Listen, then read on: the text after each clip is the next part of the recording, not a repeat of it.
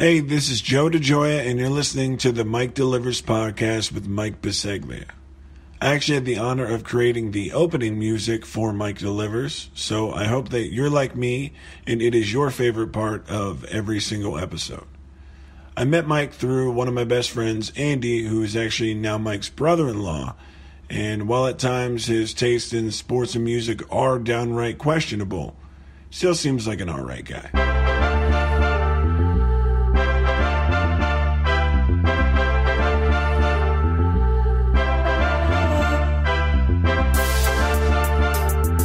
Welcome inside Mike Delivers from his wife's 2017 Toyota RAV4. Here's your host, Mike Biseglia.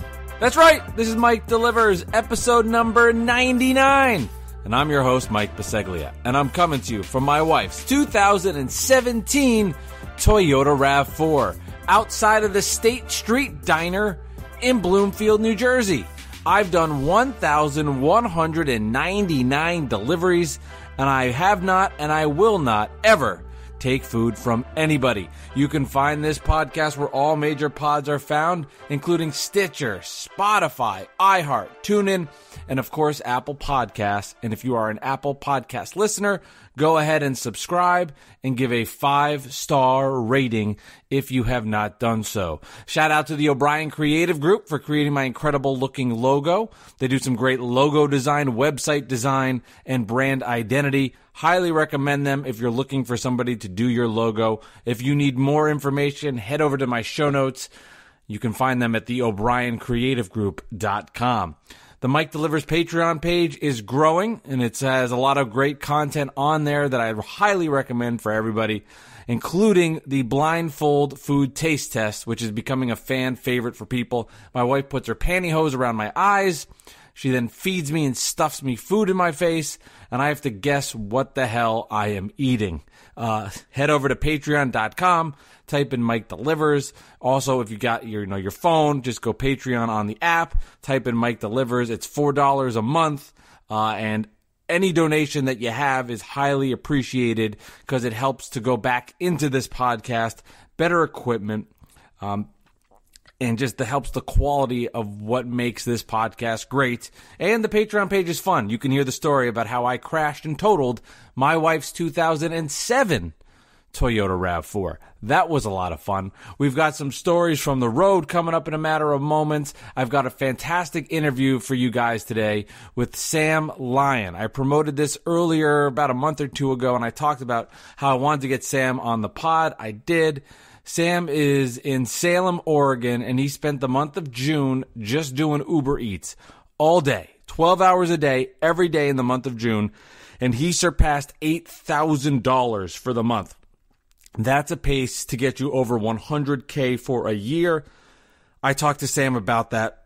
I really loved the conversation. I think it's really fascinating, and that'll be up in a matter of moments.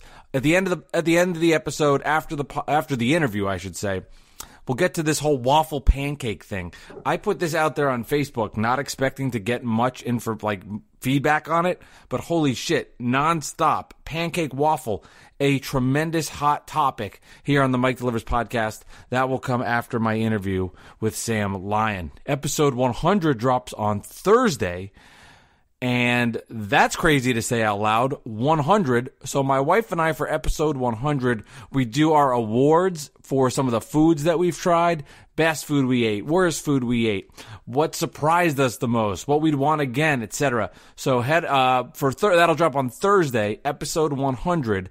My wife and I review and look back at all the foods that we tried and give our awards. And then, of course, it's breakfast month, so we get the Baconator from Wendy's, and we'll talk about that.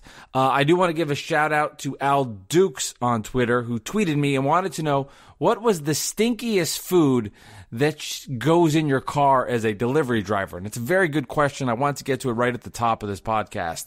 The answer to your question, Al, is anything buffalo flavor. So buffalo wings, buffalo chicken sandwich, buffalo sauce. I don't know what it is, but when buffalo sauce is in your car and it's over 100 degrees or it's a hot day, it is such a stench. And when you combine like the buffalo flavor with the blue cheese flavor or the ranch smell flavor, whatever the fuck you want to call it, it is repulsive in the car. I mean, it really creates a stinky, stinky smell. I know you might be thinking there's so many different foods to choose from, and I'm going with buffalo sauce. Yes, it is that stinky, it is that smelly, and I hate the idea of when I see something like that and I know it's an order, I'm not going to say no to the order because I'm like, no, it could stink up the car because there's good potential for money. You know, I'm not going to say no to money. But I do know like, oh, the buffalo sauce. So to answer your question, Al, it is just heinous. Before I get to some of the stories from the road, I want to tackle this topic real quick because Uber Eats has shifted and changed in something that they're doing with their money. Now, this is something that other delivery services do. I don't know exactly which ones, like DoorDash or Postmates, but this was something that Uber Eats never did. When an order comes in now, it will say what the projected total is with the tip, which is different than in the past. In the past, it would say, here's your projected total just based on the order itself, and the tip is a mystery. Now it's telling you, here's the delivery order, this is what the total will be after the tip. And I don't know if that's a good or bad thing yet. I'll be honest, and I'll have to report back on this. I haven't done enough deliveries to give an honest answer.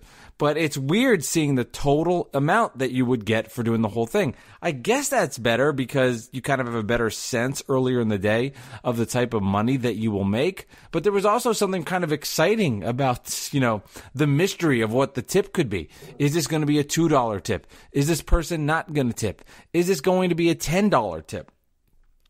I also think it's fascinating, too, because if you see that order amount and you see that it's low and you know that person didn't tip, you might be inclined to decline the order and not take the food. So then does that change the mindset of the person ordering at home? Because they're going to say, like, if I don't tip, nobody's going to pick up my food? That intrigues me as well. So I'll have to do a little bit more research on this as I do more deliveries on it and get a better sense of it. But I know a lot of the other delivery drivers have talked about this. They'll see the total that comes in. I'm just not used to that. I don't know if it's a good thing or a bad thing. I would hope it's a good thing in the long run because I would assume that Uber Eats wants to do what they can to make the whole process better for them, for the customer, for the driver, so that the whole process works smoother.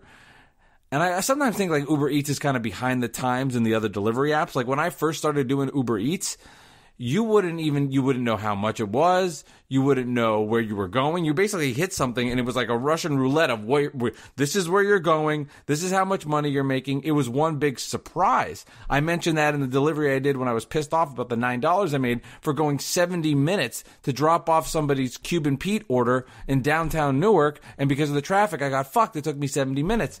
I probably wouldn't have taken that order with that information. So I think Uber Eats has kind of been behind the times. So my guess is this will be a good thing, but I don't want to give my opinion on it until I've done more research and more deliveries. All right, we've got a great interview going up with Sam Lyon, who's the man that earned $8,000 in the month of June just doing Uber Eats, and he has an award-winning TikTok site that he, I found sounds so old, like he has got a TikTok site. His TikTok video is fucking incredible. He documented all of these deliveries, not literally all of them, but a lot of them to showcase what his life was like on the road doing that. He'll talk about that too. But before we get to the interview with Sam, before we talk about pancakes or waffles, let's get to stories from the road.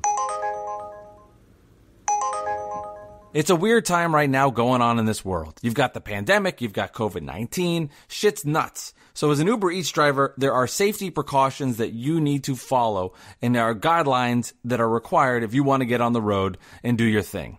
One of them is wearing a mask, which I am completely on board with. But something that I have noticed while wearing the mask is that when you get to somebody's house and you need to call them because they're not there, or you don't know what to do because there's no instructions, and you need to get a hold of them because you ring the doorbell and nobody answers, so you call them. And one problem I've noticed, and I thought this was them at first, and now I realize it's me, is, let me put my mask up. Well, when you call them, they can't hear you, and that's a problem. So I'll be like, ring, ring, ring. Food. Excuse me? I'm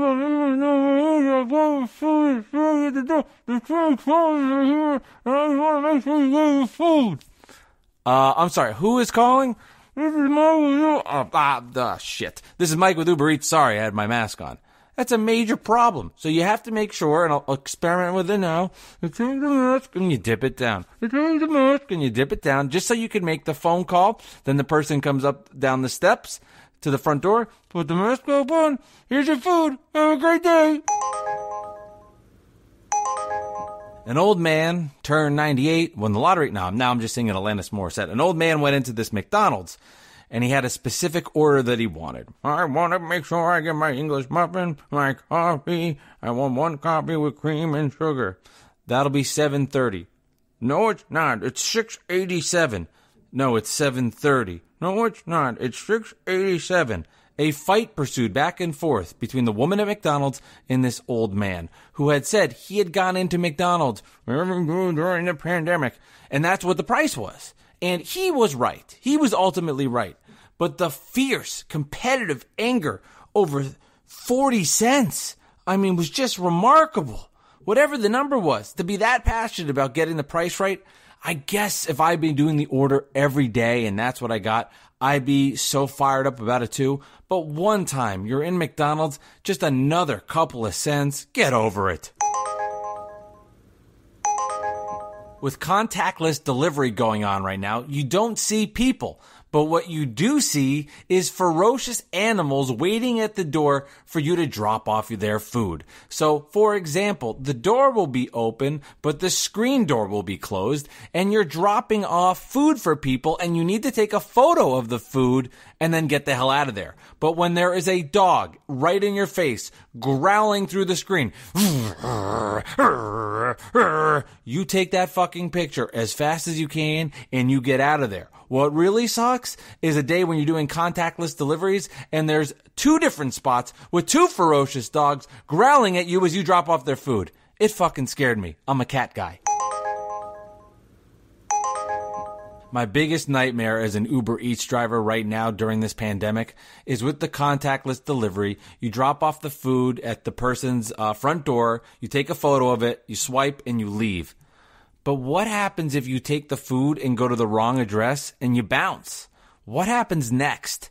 Hasn't happened to me, but it did happen to another Uber Eats driver on her first day. My buddy, my pal, Jose Arellano, who is an Uber Eats driver, a great dude. He shared some of his stories from the road in the past.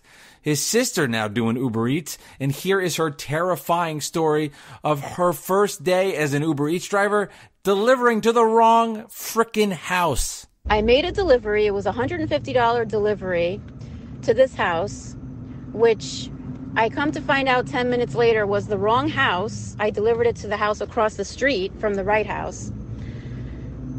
The person who made the order asked me to come back to bring the food back to their house. So I said, all right, let me turn around. I backtracked, went to the house where I dropped it off. The food was gone. I knock on the door, I ring the doorbell. The two guys across the street are waiting for me to somehow get their food back. Nobody answered the fucking door, okay?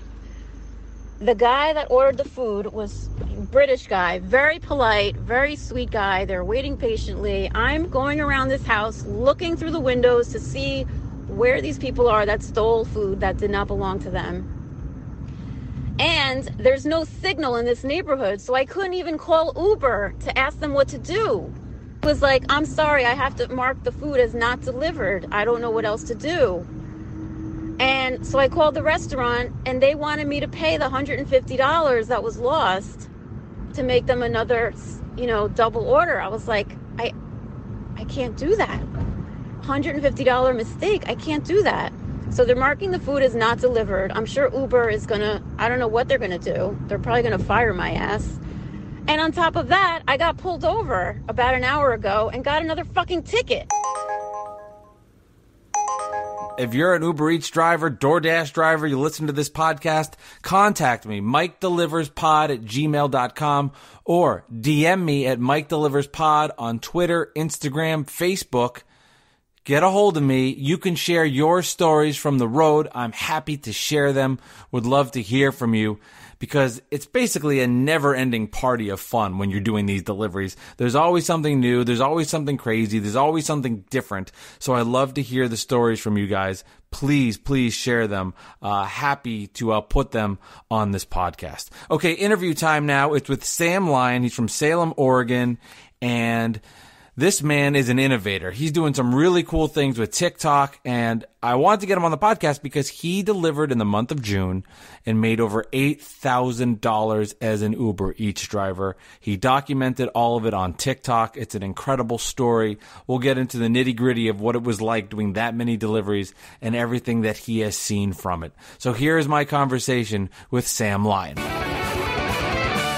It's the Mike Delivers podcast, and I am super excited now to be chatting with Sam Lyon. And if you're not familiar with Sam, incredible journey for him. And, you know, with everything going on in COVID and the crazy times we're in, so much respect and kudos to this man who came up with what I think is the most brilliant idea I have ever seen. Oh, no. And I mean that. I'm not just saying that. Like, I saw this and I was like, that is genius. So Sam, for the month of June, was going to see if he could get $8,000 doing Uber Eats. He achieved it. He went over his goal, which would calculate to about $100,000 if you were to do that for an entire year. But we'll get into the amount of hours and the sleep deprivedness and everything that goes with it. So, Sam, thank you so much for hopping on the Mike Delivers podcast. I appreciate it. Oh, thank you for having me. This is going to be fun. I can't wait to talk about it. All right, cool. Yeah. Like, I mean, so as somebody that's done Uber Eats, I've done days where I've done 2-hour days because it's a part-time job. I've done 2-hour days, I've done 8-hour days, I've done 10-hour days.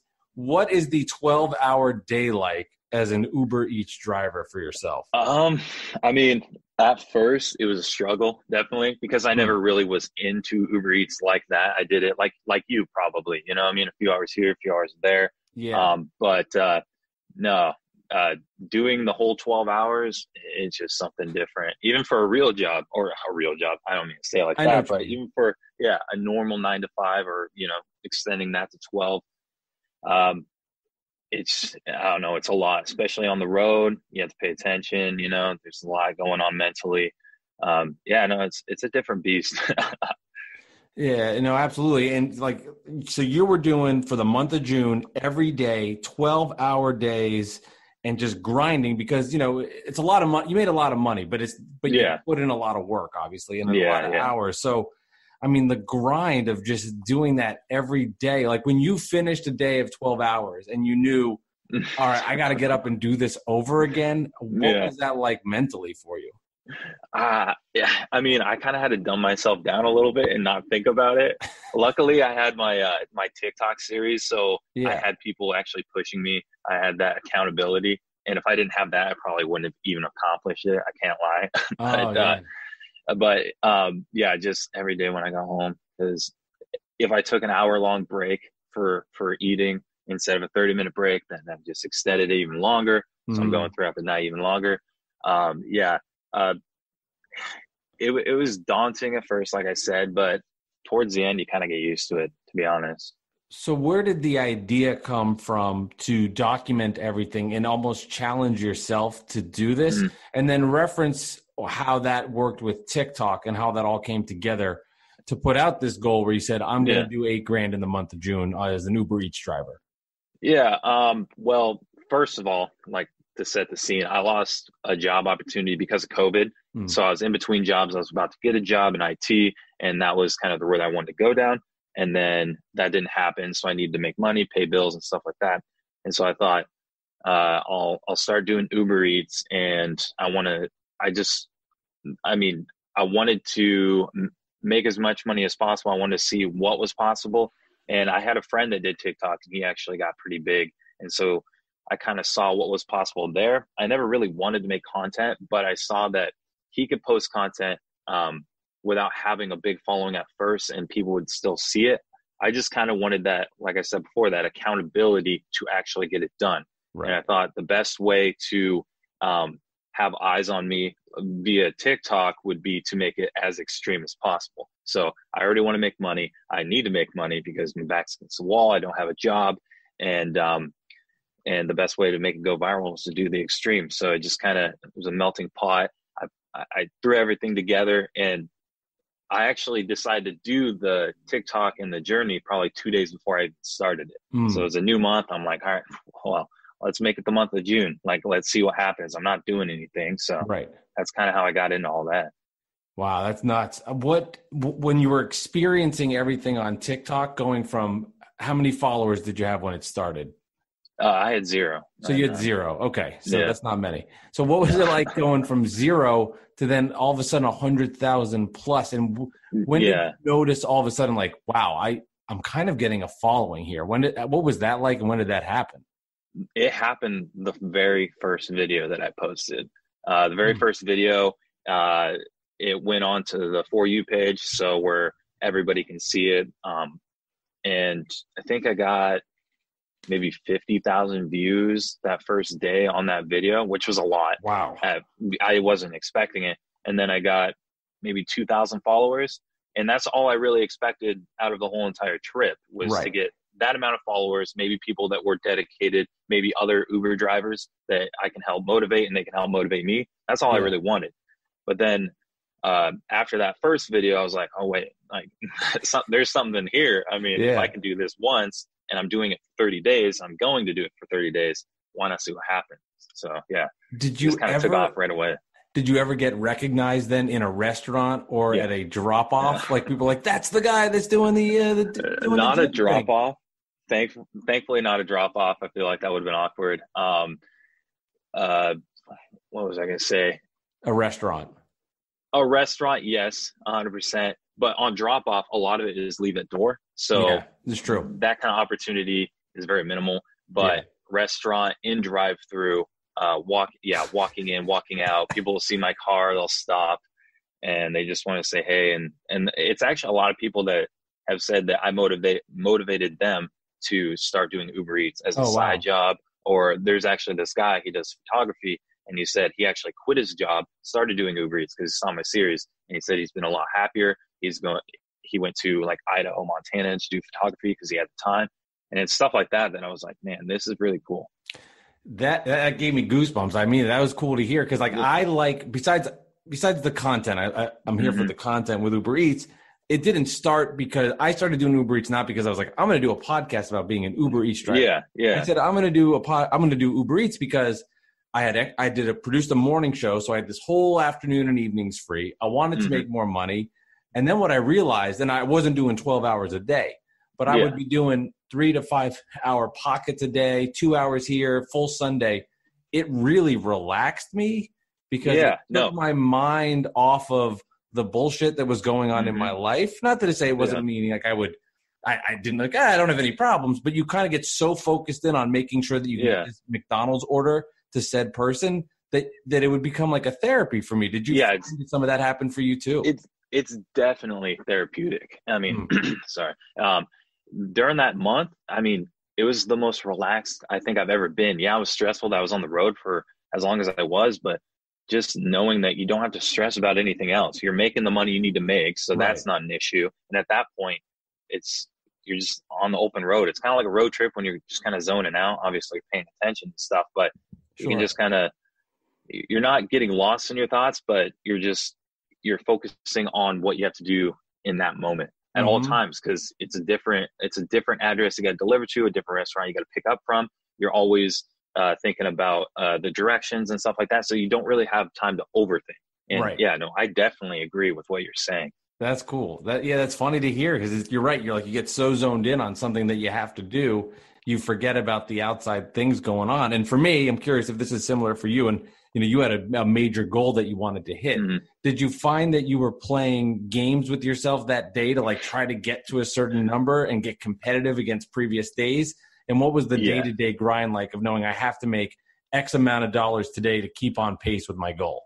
Yeah. I think my main goal was, I always wanted to up the ante, get more than the day before, but then you start to see trends, Monday, Tuesday, not the best days to deliver, stuff like that. So I kind of broke it down into little chunks. So like morning, evening, middle of the day, the promotional period. So where you're going to make more money, things like that. And then end of day. So I kind of broke it into, okay, I know how much I can make in the beginning of the day, usually, because breakfast for our area, I don't know about your area, is pretty slow compared to the other times. So I just knew that if I could reach that $50-$60 range, then I'd be good. And then that kind of helped me be fresh mentally, that I wouldn't get burnt out too. So I have these little goals. So like, hey, $60, even if I don't get that, maybe the tips are going to roll in. Sometimes they're a little late, just knowing all the factors. That's kind of how I kept my motivation, and I broke it down. And you're in Salem, Oregon, correct? I am in Salem, Oregon. Yeah. About 45 minutes south of Portland. What was the number one restaurant you went to in the month of June? Oh, McDonald's, 100%. I'm always at McDonald's. I'm a usual now. I work for them. Did you find yourself going to repeat customers' houses? I've been to this guy 3 times. Sometimes it's the same day too. Really? Yeah. That's interesting. So you would go to a person's house and they would same restaurant or different restaurant? I don't remember. I want to say it was different restaurant. Like, oh, they got lunch here and they got dinner here, kind of thing. Right. Yeah. Yeah, that's remarkable. I've gone to multiple people's houses, but never in the same day. That's just incredible. Yeah. And then you took a lunch break. How were you picking up food, or did you like pack a lunch from earlier in the day? What was your method for lunch? My goal was, because I wanted to make as much money as possible, I left like my debit card, my credit cards all at home because I didn't want to spend money on food. Smart. And so I just kept cash on me, and all the cash was in 20s, and I spent $20 a day on gas. So it was all for gas, and that's all the money I had. So I took a 30-minute lunch break, 30 minute to an hour lunch break, and I only ate once a day. So I was doing like the OMAD diet. So kind of trying to lose weight for summer, you know what I mean? Be motivated to do that. And I did that for the whole 30 days. I lost like 20 pounds. And so I didn't pack a lunch. I just made it at home. So you lost 20 pounds during this just because? Yeah. Did you? Yeah, not working out or anything. Were you able to track, if you could or not, but like how many like steps you were kind of getting in the day from doing these orders? Question. I know my phone tracked it all. I never really even looked. That's a good question. I'm gonna have to check that out. Did it feel like, because I can say from doing like, if I do 10 to 15 orders in a day, you're driving a lot, but you are getting out of your car, walking to restaurants, double parking here, back and forth. So the steps add up. Did it feel like when you were done that you moved around a lot? I want to say no, actually. Like I don't feel like I moved around all that much. It could be the area I live in though too. A lot of the food is fast food. So and they don't care if you go through drive-through. So I did that a lot. Right. So I went through drive-through, and it's very suburban. So I'm going to houses. I'm not going to a lot of apartments. Yeah. So I don't have to look around, go upstairs and things like that. So for me personally, in my area, I didn't feel like I had to like walk, or I didn't take too many steps. I wasn't that active. So right. Gotcha.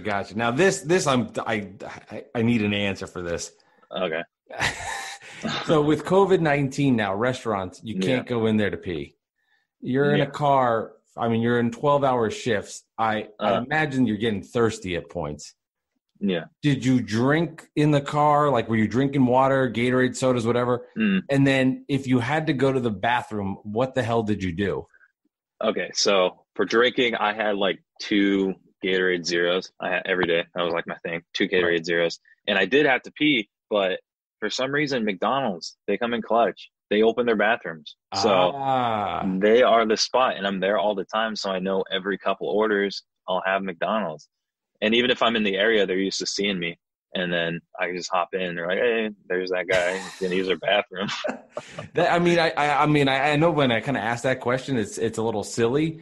But when you're doing these Uber Eats drives now, like I've had to go home. It's like, I can't make it. Like there's nothing I can do right now. And I know for you, when you're on a time crunch, you need to get that in. That McDonald's had to have been so valuable. Oh, definitely. Especially because they give you, like, if you want free coffee, a free drink, then they totally offer it to you too. So McDonald's has been really like one of the best places to pick up from, 100%.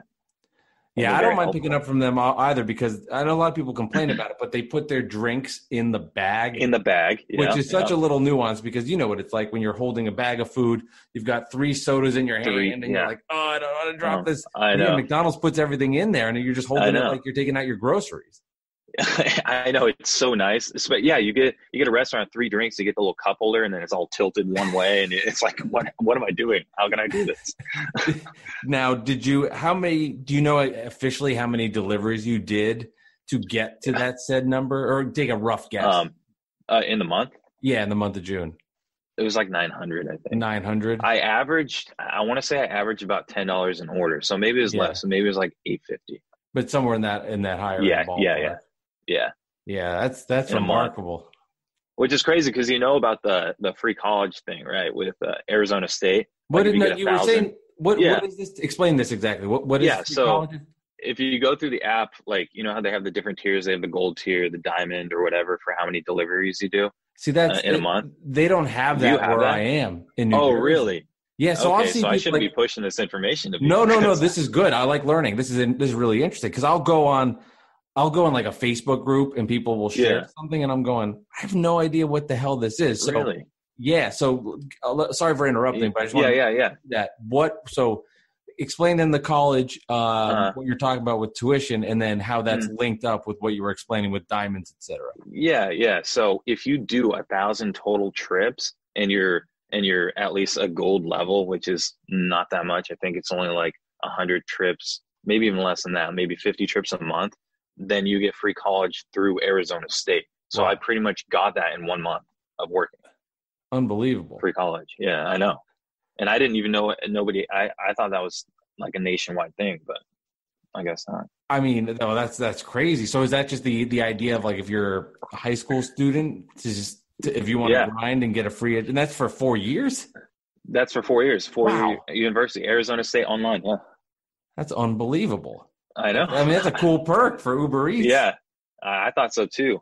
But like with the tiers, they have like discount medical care, like a gas credit card, like 5% back on gas. They have some other perks too. But yeah, they just have this tier system. I thought everybody had, but I guess not. That's wild. What would your go-to listening in the car with that much time? What were you putting on? I was kind of going crazy because I had like a Spotify playlist, like my 2019 rewind.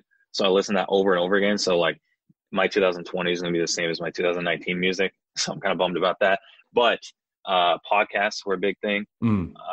At maybe like 6 to 9, like I didn't listen to anything at all. Like I was just kind of like in the morning or at night? At night. So you know when you're on a road trip and you listen to all the music and you're like, there's nothing else on, so you're just gonna turn everything down. Right. You're just kind of that. It was the same exact thing, like every single day though. Yeah, no, I couldn't imagine that the grind of that. So you said you brought in $20. You would have cash. What do you think and then you mentioned that with gas. What do you think you were spending a day on gas? It was $20 like every single day, but gas prices were a lot cheaper when I was driving. Yeah, it was like I would get like $2 a gallon. That's what it was at. So I don't think it's the case right now if I did it. And then you mentioned too with McDonald's, like you're building relationships with the people that you're going to these restaurants because you're seeing them all the time. They were giving you free coffee and free drinks. Yeah. Well, that was always the case because I did like a test round before. And McDonald's has been, maybe it's my area. Maybe I got a bunch of cool people at McDonald's in my area. But yeah, they always like offer, like if you're in drive, hey, do you need something to drink? You need that. And that happens at like Subway. Like at the end of the day, they have cookies and like stuff like that they're just going to throw away. And they're like, hey, you want this? So I'm like, okay, cool. Yeah, take the free food. That's awesome. And then integrating the TikTok with everything you did you have a plan that you wanted to execute with the videos that you wanted to show? And what was your like day-to-day grind of figuring out, all right, this is what I want to do on the social media side. And then how long did it take? Because you're driving. How long did it then take? You're like, okay, I now have to do some lab work and get this the content. Yeah. So I have kind of YouTube experience before. I had a YouTube channel with like 10,000 subscribers, but I ended up just rebranding myself, I guess, with this whole entire new wave that I did.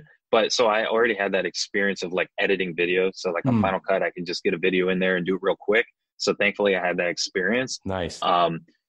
It was basically just a formula. Like I had my intro. I knew I needed like 20 to 30 clips throughout the day, just kind of like, picking up food, dropping off food, showing where I'm going.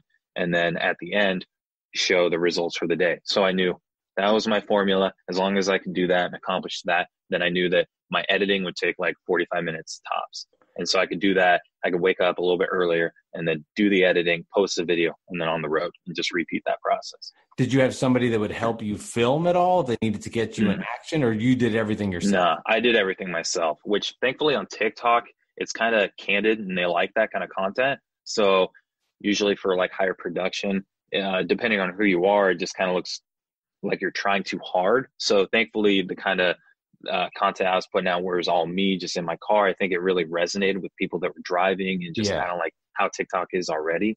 I don't know TikTok at all. I'm like clueless on the thing. So I'm still it's not a great time to get started. So it's fascinating to me, like too, like when you said before you had 0 people and then so many people were attracted to that first video. Yeah. How did people know to go there? Like, if, for example, if I were to put out, I'm new to Twitter, and I tweeted out something, nobody would ever see it. It would get lost.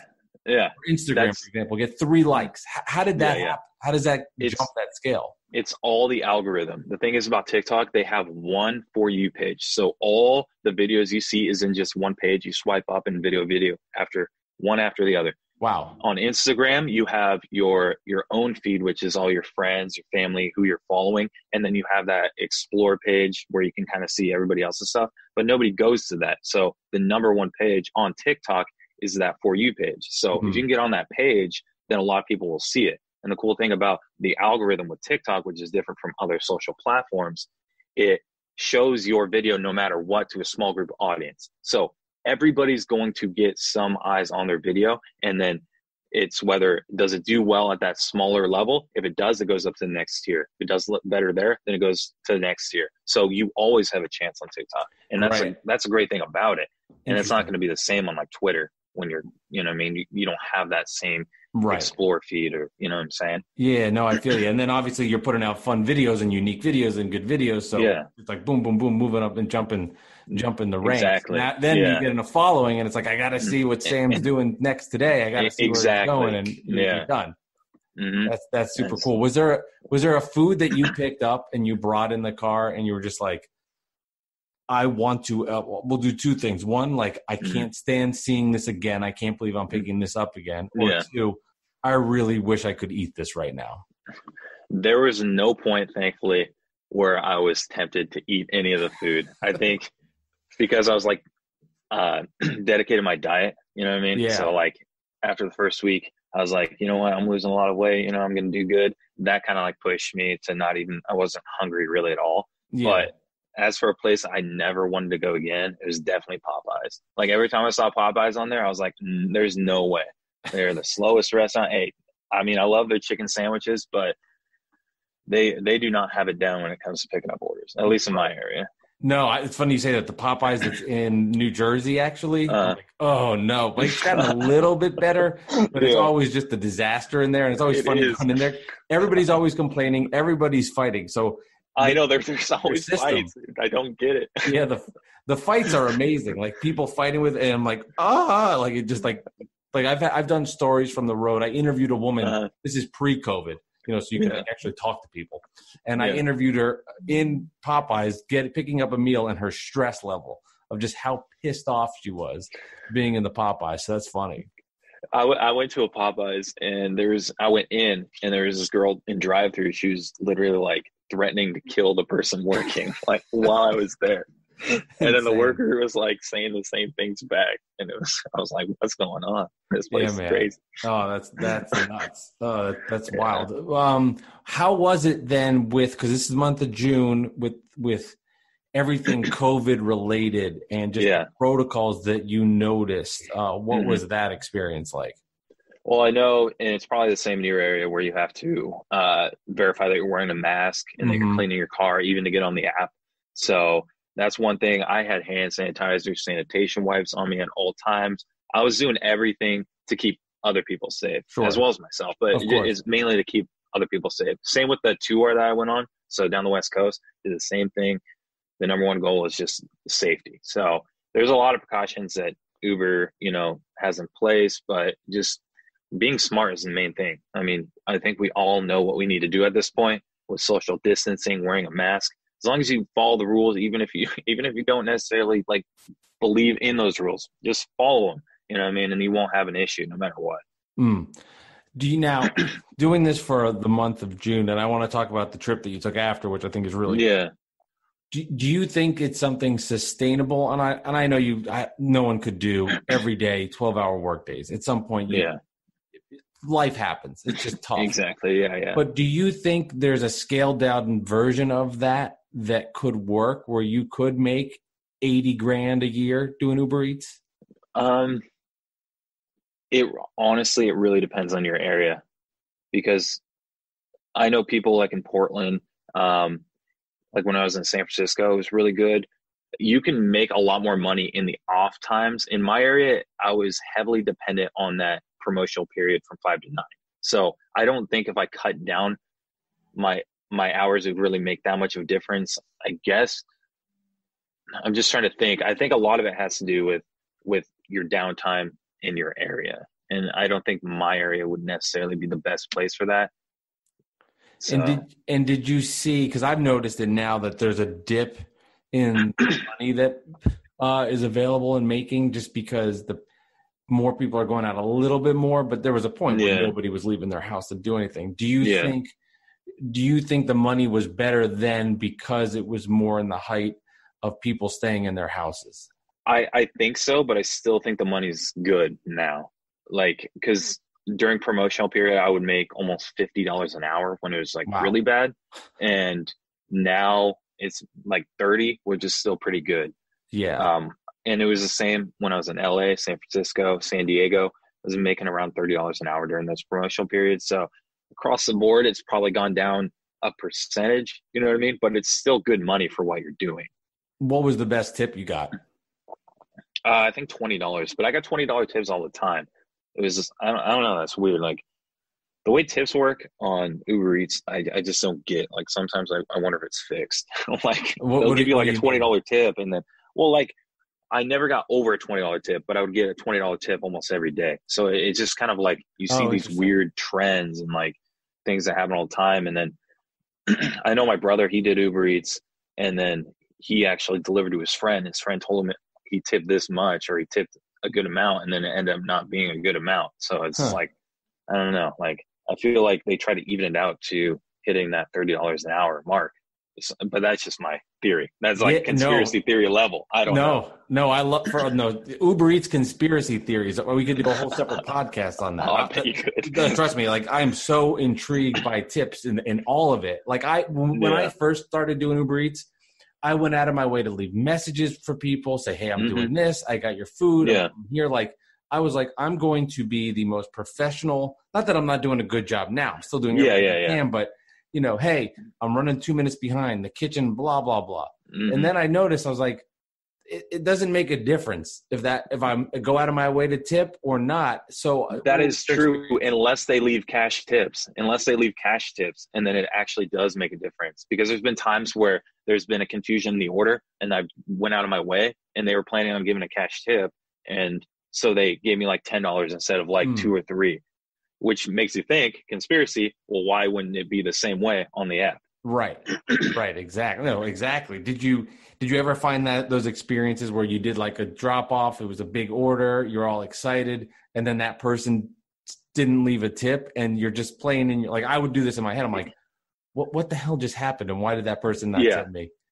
Definitely. Like in the first week when you're doing like 12 hours, like you stop like keeping track of like where you're getting the money from, especially because you can see the trends. All right, I'm getting $10 per order no matter what. So there's no point even looking. But yeah, that first week I'm like, are you kidding me? I drove like 20 miles this way and he tipped me $1.99 or something, and you got like $100 worth of Chinese food. There's something not adding up here. I don't know what's going on. I know. It's funny how like angry you can get. There was one person, I did an episode on this, that left me 1 cent, and I'm just like, did I do something wrong? And they were sending a message. Did they make maybe a mistake on the app itself? To leave like $1, which still sucks, but I was like, a cent. It's like, what the hell was wrong with that order? I wish I could go back and find out, but I can't, whatever it was, it worked because they're still losing sleep over it. Exactly. I talk about this. I'm like, that asshole tipped me 1 cent. I'm like, how is that even possible? Well, Sam, then to bridge over to what you referenced a little bit before. So this is what you did in the month of June. You went on your journey and you got more than $8,000. But this past month as well, you then went to different cities and locations to try out Uber Eats. Tell everybody about that. Yeah. So when you're on the road for 12 hours a day, you start to think, well, hey, I got this following. I need to start pushing out content for them. What's the next step?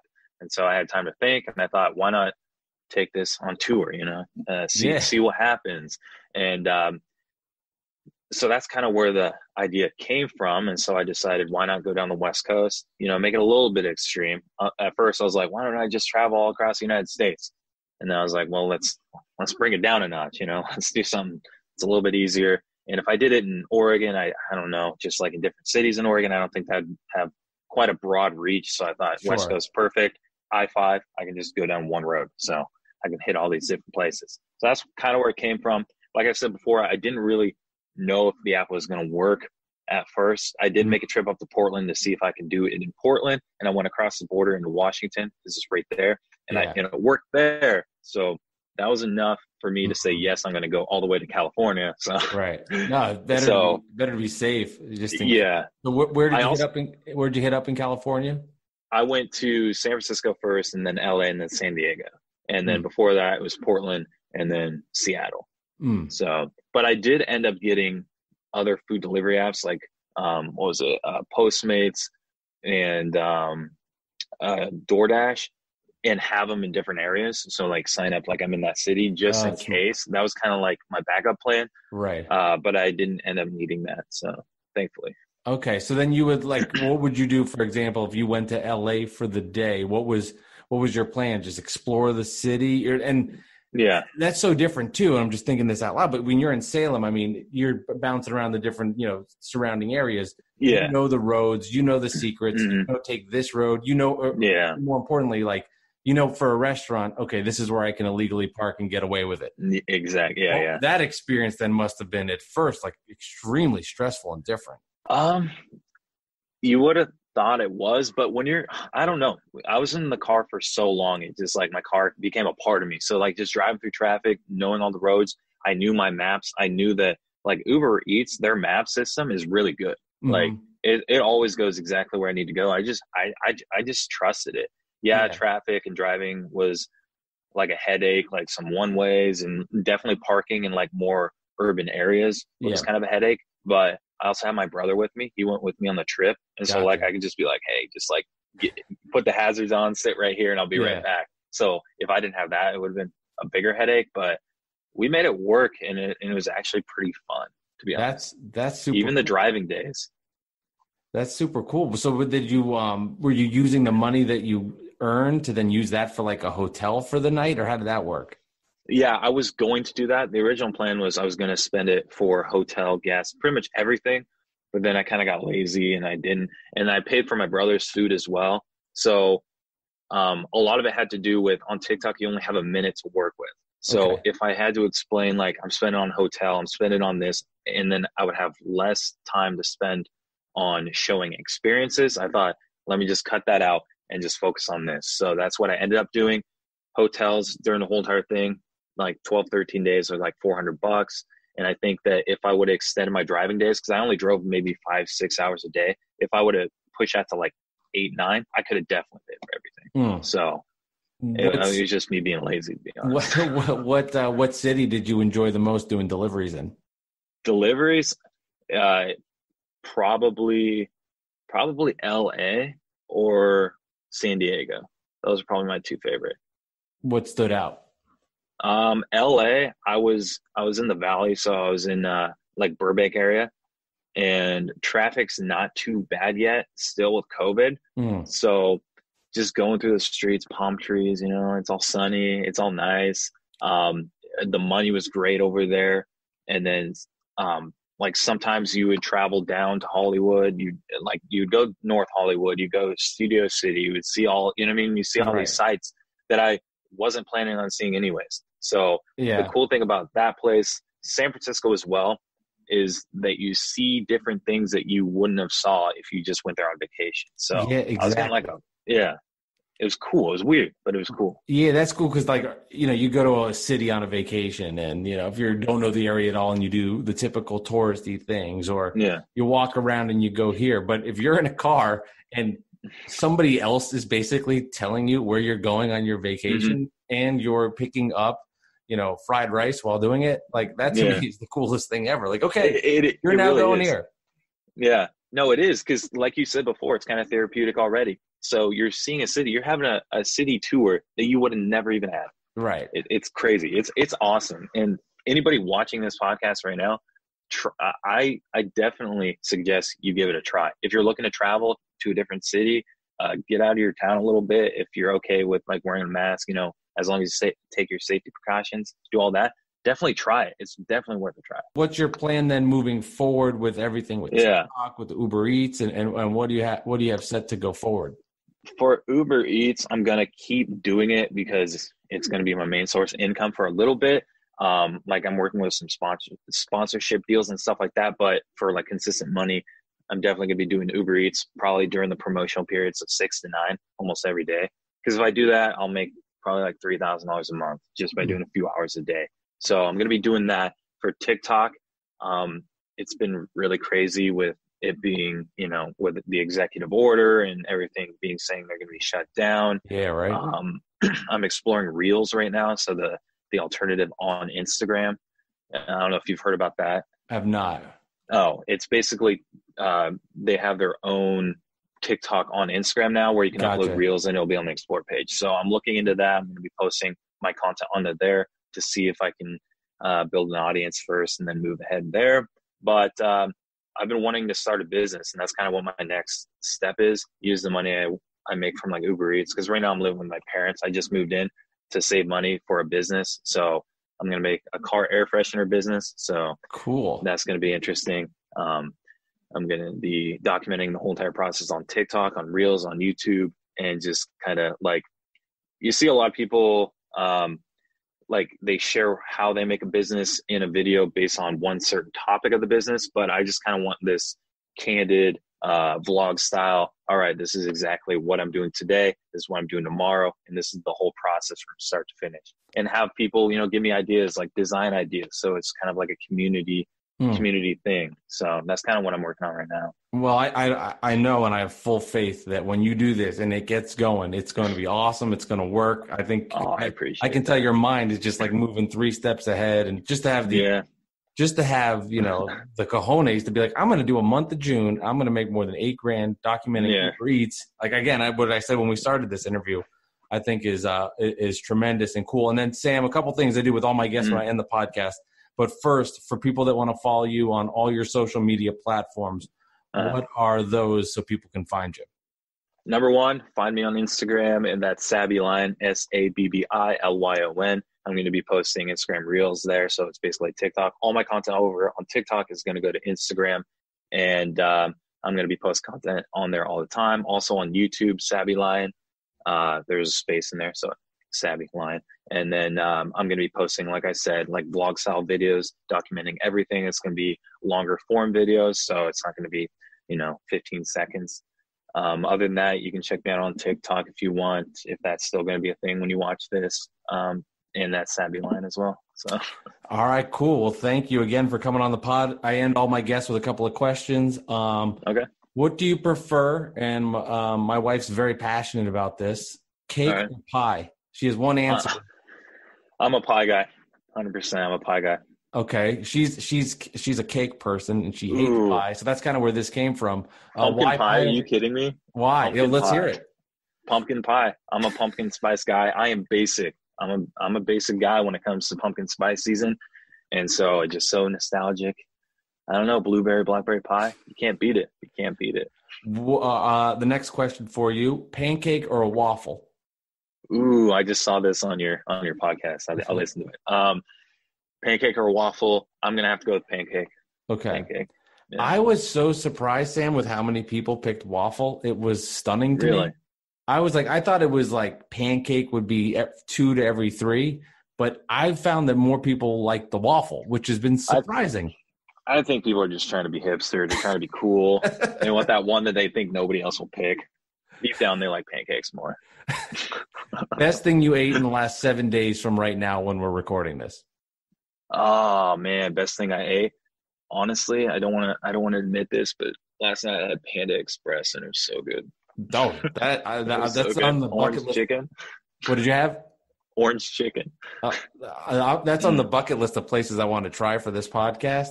Chinese really? food. Well, Chinese food is my favorite food. Like hands number one. Yeah. So, and I've tried so much fast food from like the McDonald's and the Wendy's and all this. Yeah. I was like, I need to do Panda Express. So that's cool. That's good to know. Of course, yeah, dude. It's a classic. It's a classic. What did you get? What is the side of what comes? With I got 2 orange chickens. So I got double orange chicken, and I got the chow mein. Oh my gosh, I got crab ragoon on the side. Man, it was so good. I can see the passion in your face. I hate that it was so good. I hate that I have so much passion. I love that. And then the final question here on the Mike Delivers podcast. It's a year from now. You're sending out your wedding invitations. Do you invite me to your wedding? 100%, yeah. Sweet. Definitely. All right, Will cool. you go to my wedding? What's Will that? you go to my wedding? If you invite me, I will 100% go. Oh my gosh, it's gonna be my second marriage, so that's fine. I hope you're all okay with that. All good. Well, Sam, thank you so much for coming on Mike Delivers podcast. That was a lot of fun. Oh yeah, thank you so much. Thank you, Sam, for joining the podcast. Thank you for sharing your stories from the road, your journey as an Uber Eats driver, the cool adventures that you took in California as an Uber Eats driver. I love all of it. It's fascinating to hear. We will be in touch again as you're a great content creator. You've got great innovative ideas. So I am excited to build our relationship, Sam. I'm getting all mushy-gushy here, but I really enjoyed that interview. Good shit right there. I appreciate it. Okay, episode 100 coming up on Thursday. My wife and I will recap some of the best foods that we've tried while doing this podcast. Also, the Baconator review, part of Breakfast Month.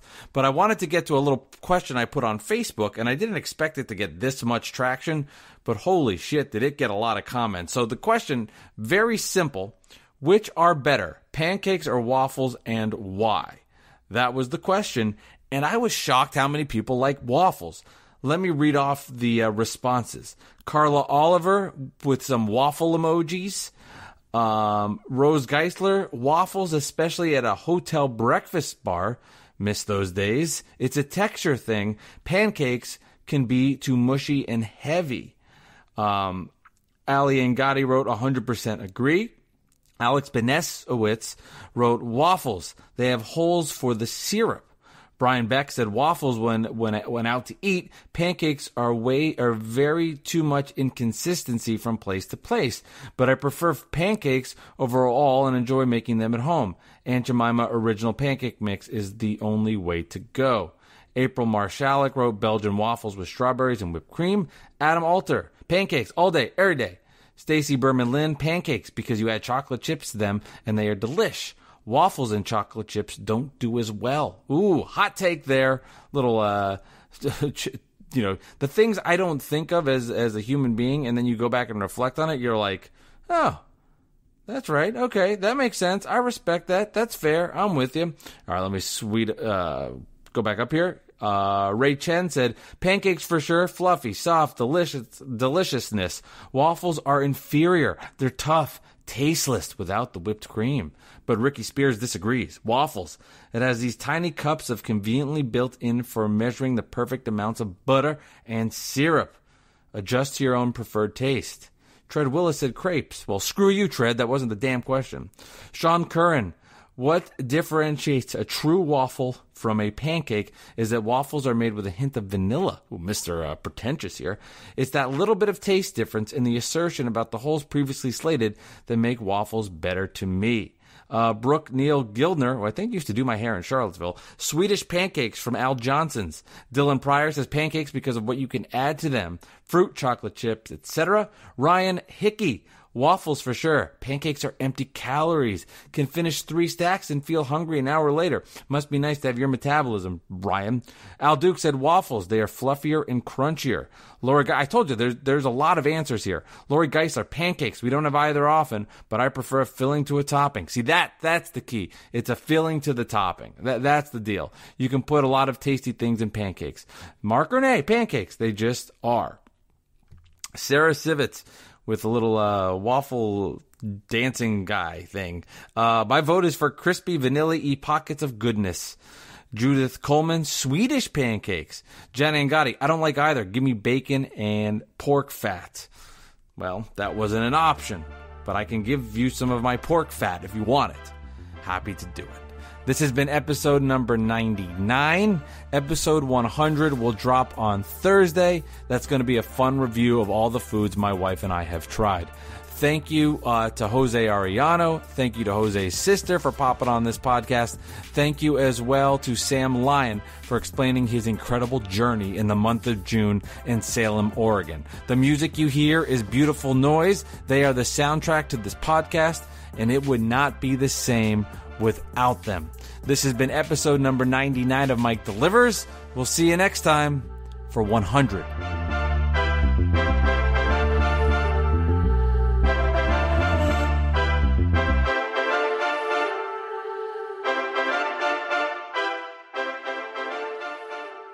Tell me that you'd want to leave. Oh. If you want to leave, I'll beg you to stay.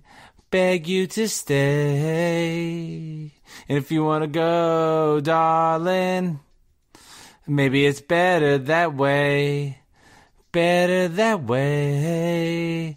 I'm gonna be strong. I'm gonna be fine. I'm worried about this heart of mine. Just walk out the door, see if I care. Go on, go. Don't turn around, because you're gonna see my heart breaking. Don't turn around. I don't wanna see me cry. Just walk away. It's in the part that you're leaving. I'm letting you go, but I won't let you know